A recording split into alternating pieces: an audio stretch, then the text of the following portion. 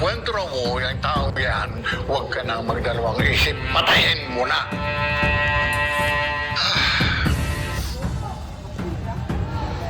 Luwaya gisa po.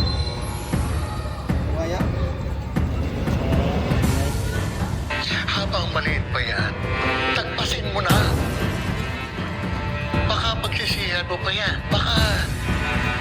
Baka makaparwiso pa sa'yo at huwag namang itulot ng Diyos.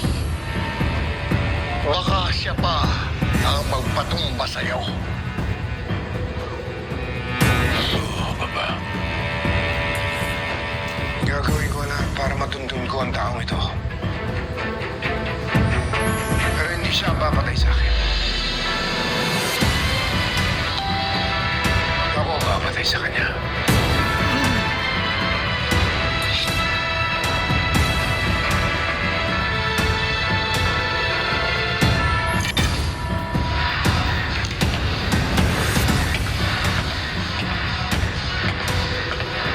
Lloyd, isang piringan ka.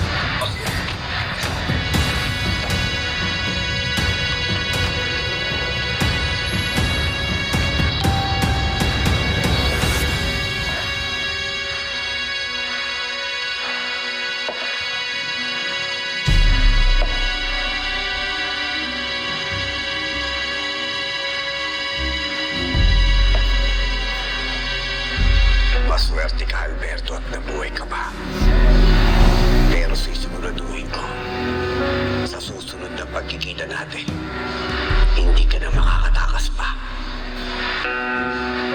Nang dahil sa'yo,